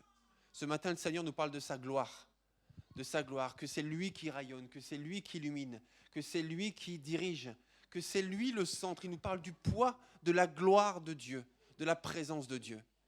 Vraiment, vivons simplement ce que le Seigneur nous amène à vivre, mais vivons-le à fond. Amen. À fond. Donc Dieu ne dit jamais rien en vain et jamais au hasard. Et même le temps choisi n'est pas au hasard. Donc vivons-le à fond, tout simplement. Amen. Nous sommes dans une église fleurie, colorée, lumineuse, bien éclairée, etc. Lumineuse aussi parce que nous sommes là, parce que nous sommes celle de la terre et lumière du monde. C'est ce que le Seigneur nous dit. Amen. Donc vous êtes des lumières autour de vous et dans cette église. Et aussi, il y a des fleurs. Vous avez remarqué, dans l'église, il y a des fleurs régulièrement. Parfois même, vous êtes reparti avec un bouquet de fleurs entre les mains, avec une plante pour emmener chez vous. Et vous vous êtes dit, purée, c'est extraordinaire quand même, je viens pour adorer Dieu. Ou peut-être vous êtes des visiteurs, vous dites, tiens, je connais personne et je repars avec un bouquet de fleurs. Dans notre église, c'est un ministère. Un ministère, ça veut dire un service inspiré par Dieu pour bénir les autres, tout simplement. Donc chaque dimanche, nous avons des fleurs fraîches. Voilà, des vraies fleurs qui poussent dans la vraie terre, vous voyez ce que je veux dire? Pas qui sont créées en usine. Il y en a aussi créées en usine, hein, c'est bien aussi. Hein. Il y a les deux, voilà, il y a les plantes, ne partez pas avec cette plante-là, il faut la laisser là. Et puis il y a les plantes avec lesquelles on peut partir. Mais par contre, on ne peut pas se servir nous-mêmes. Parce qu'en fait, il y a un ministère de fleurs, et soit la responsable des fleurs, ou soit la personne qui apporte des fleurs, en fait, elle prie, et elle dit, Seigneur, mais à qui sont destinées ces fleurs aujourd'hui? Et parfois, sans connaître la situation que vit la personne, eh bien, c'est comme un baume sur le cœur ou un encouragement que la personne vit en repartant avec ses fleurs. Et nous avons une responsable et coordinatrice ou coordinateur de ces fleurs. Et vous êtes nombreuses et nombreux à apporter des fleurs dans l'église. Pourquoi je dis tout ça? Parce qu'en fait, j'inviterai Julie. Julie, où es-tu? Ah, tu es là, Julie. Viens me rejoindre, s'il te plaît. Merci. Voilà. Est-ce qu'on peut applaudir Julie? Voilà, merci. Viens me rejoindre. Donc on remercie Julie ce matin parce que Julie, depuis plusieurs années, alors elle a commencé par apporter des fleurs et ensuite, eh bien, elle a été encouragée par Monique Michel, que nous saluons au passage, tout simplement à prendre le relais et puis à coordonner l'équipe de fleurs dont vous faites partie, puisque vous êtes nombreux et nombreuses à en faire partie. Et donc Julie va arrêter le ministère des fleurs pour s'engager dans un autre ministère, le ministère du nettoyage et du ménage de l'église. Voilà, alors c'est un très beau ministère. Un très beau ministère. Et là, du coup, on l'applaudit, mais on s'applaudit aussi, puisqu'on fait tous partie de ce ministère désormais. Voilà. Voilà. Donc voilà, Julie, on est de ton côté, on est dans ton équipe maintenant, puisqu'on est tous dans ton équipe de ménage. Mais on voudrait vraiment la remercier aussi pour toutes ces années passées à coordonner et encourager ce ministère des fleurs. Donc Julie, on voudrait t'offrir un cadeau. Voilà, c'est une tradition. T'offrir un cadeau. Tu vas pouvoir t'acheter ce que tu veux. Des fleurs, par exemple. Et voilà, je voulais te laisser l'occasion. Je ne sais pas si tu veux dire un mot ce matin. Oui. Frères et sœurs, alléluia. Je vous aime tous. C'est avec beaucoup d'émotion que je quitte ce ministère des fleurs qui m'a vraiment, j'ai eu beaucoup de plaisir à le faire. J'ai eu beaucoup de plaisir à donner des bouquets de fleurs en fin de culte. Mais il y a des témoignages divers, mais vous êtes loin de vous imaginer le bonheur que ça procure aux personnes qui reçoivent ce bouquet-là. C'est vraiment avec beaucoup d'émotion que je vais faire autre chose. C'est toujours pour la gloire de notre Dieu et c'est toujours, voilà. Merci. Merci beaucoup. Exceptionnellement aujourd'hui, c'était moi qui devais fleurir l'église. Je vais au marché chez les petits marchands chez qui je prends des fleurs. Eh bien, il n'était pas là. Donc aujourd'hui, nous avons des fleurs artificielles. D'accord. Il y a toujours une... Reste là, Julie, reste là. Julie, reste avec moi, s'il te plaît. Il y a toujours une solution. C'est vrai ou pas? Toujours une solution. Par contre, ne prenez pas sur les ronds-points, tout ça. Je préfère le dire, hein, juste... c'est pas ça la solution, hein, voilà. Exactement. Joël, est-ce que tu peux venir nous rejoindre aussi? Parce que désormais, c'est Joël Larcher qui va s'occuper de l'équipe de fleurs. Donc, on se réjouit. Voilà. Et donc, Joël, alors je vais dire un mot sur toi, Joël, aussi. Alors, Joël est investi dans l'équipe de fleurs depuis longtemps. Et en fait, il était associé, on va dire, second chef en second, on va dire, de l'équipe de fleurs. Et en fait, tout naturellement, Joël a dit, si Julie arrête, moi, je voudrais vraiment reprendre l'équipe de fleurs parce que ça me tient à cœur, parce que j'aime les fleurs, parce que c'est un ministère que je mesure dans l'église. Donc, il m'a demandé si c'était possible qu'il prenne le relais. Donc, c'est très naturel comme ça et c'est comme ça que ça va se passer. Et puis, du coup, on va prier. On va prier pour Julie, pour te remercier. On va prier pour toi, Joël. Et écoute, Joël, j'aimerais bien que tu pries pour Julie, si tu es d'accord. Parce que, voilà, je voudrais que tu la bénisses en notre nom. J'aimerais demander à toute l'église de se lever, s'il vous plaît. Et puis, tout simplement, que tu pries pour elle. Oui, merci. Merci, Julie, pour tout ce que tu as fait pour fleurir cette église. Pour tout ce que tu m'as appris aussi pour la floraison de cette église. Tu as eu tout le pouvoir de le faire. Je t'ai vu chaque dimanche amener des fleurs, distribuer des fleurs à toutes les sœurs qui étaient contentes de les recevoir. Dieu merci, tu as tout fait, tout ton plaisir, tu as pris tout ton cœur pour le faire. Je te demande aussi de prendre tout ton cœur pour le ménage. Voilà. Amen. Et je voudrais dire aussi, s'il y a des nouveaux membres qui veulent approvisionner le dimanche les fleurs, pourquoi pas? Il y a un planning, vous venez, vous vous adressez à moi et je vous mettrai dans le planning. Voilà. Et nous sommes 6 à le faire en ce moment. Plus il y aura du monde, c'est plus notre tour sera repoussé. Nous sommes 6, ça veut dire tous les 6 semaines, chacun à son tour fleurit l'église. Et si nous sommes 10, ce sera tous les 10 semaines. Voilà, merci. Merci. Seigneur mon Dieu, je te remercie aussi pour Joël. Merci pour Julie. Merci pour la bénédiction qu'ils sont à travers ce qu'ils sont d'abord, Seigneur, et aussi à travers ce qu'ils font. Merci parce que nous sommes au bénéfice les uns des autres et nous voulons plus que jamais. Et c'est ce que nous comprenons aussi dans l'école du serviteur.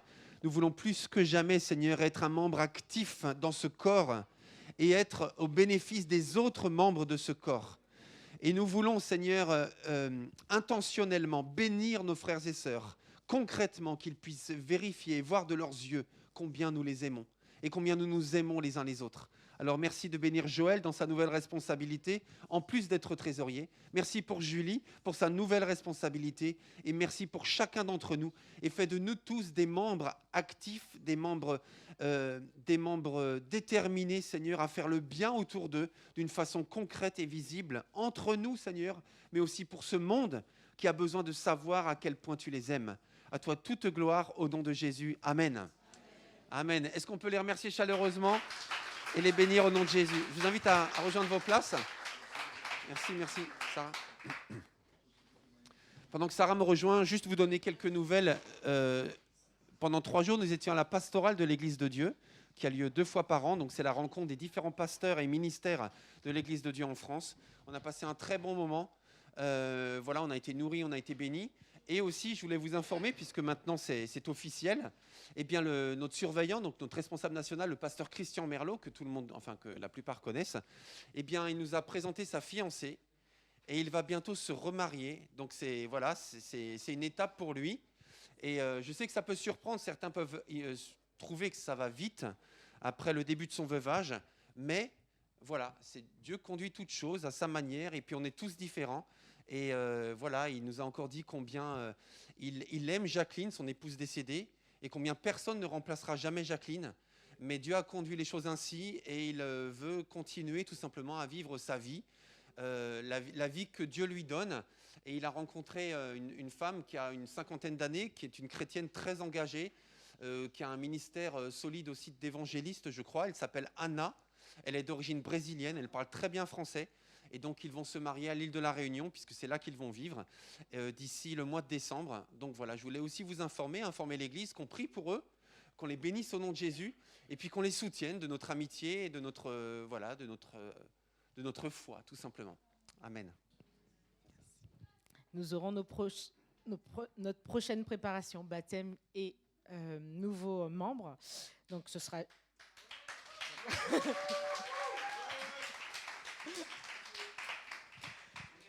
D'accord. D'accord.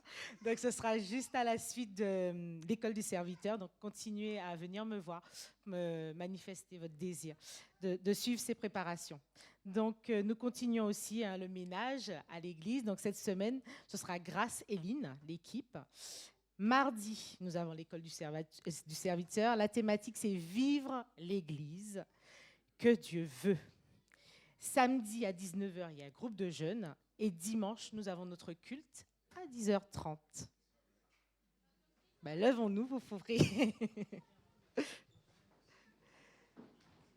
Merci Seigneur, parce que tu es le Dieu de miracles. Et tu continues à nous étonner, tu continues à nous surprendre dans notre vie.